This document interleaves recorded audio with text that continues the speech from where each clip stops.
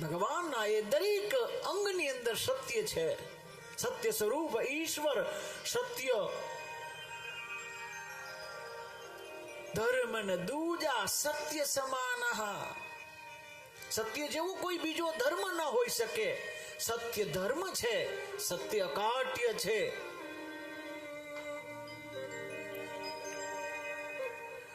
ભગવાન સત્ય સ્વરૂપ છે.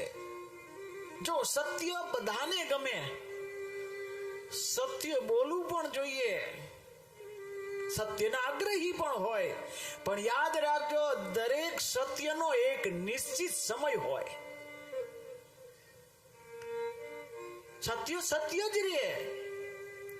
અસત્ય ગમે તેટલું કદાચ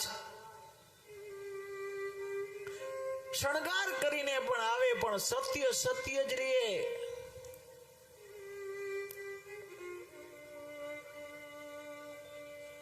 તો આપણે ત્યાં ભગવાન સત્ય સ્વરૂપ ઈશ્વર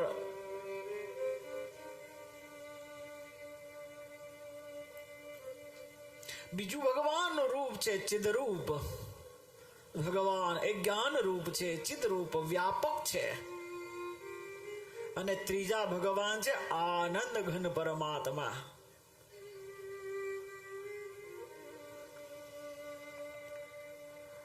તો સચ્ચિદાનંદ રૂપાય એ ભગવાનની આકૃતિ છે. વિશ્વોત્પત્તિ આદિ હેતવે એ ભગવાનની કૃતિ છે. ભગવાનનું કાર્ય શું છે? જગતને બનાવવું, જગતને જીવાડવું એ ભગવાનનું કાર્ય છે. આકૃતિ, કૃતિ અને પ્રકૃતિના દર્શન થાય. ભગવાનની પ્રકૃતિ કઈ? તાપત્રય વિનાશાય. ત્રણ તાપ એનો વિનાશ થાય. વ્યાસજી અહીં તાપ શબ્દ વાપરો, પાપ નથી લખ્યો. પાપનો વિનાશ થાય બરોબર છે, પણ અહીંયા તાપનો વિનાશ થાય. પાપ અને તાપમાં ફેર છે. તાપ અલગ છે, પાપ અલગ છે. નિશ્ચિત સમયે નિશ્ચિત પ્રયોજનથી કરેલું દુષ્કર્મ એ પાપ છે. અને તાપ ત્રણ પ્રકારના છે: આદિ દૈવિક, આદિ ભૌતિક અને આધ્યાત્મિક. ત્રણ પ્રકારના તાપ છે. ગુજરાતીમાં આપણે બોલીએ તો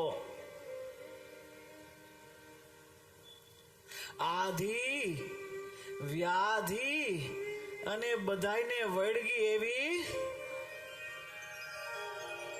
બધાને વળગી બાપા. યાદ રાખજો, ભાગવત એ સમાધિની ભાષા છે. ભાગવતમાં જ્યાં સુધી બેસશું ને ત્યાં લગી ઉપાધિ નથી, કારણ કે સમાધિ ભાષા છે. ભાગવત એ સમાધિ છે. ભાગવતમાં જ્યાં સુધી બેસશું ત્યાં લગી ઉપાધિ નહીં હોય. અને આ મંડપ છોડ્યા પછી ઉપાધિ આવશે આવશે ને આવશે જ.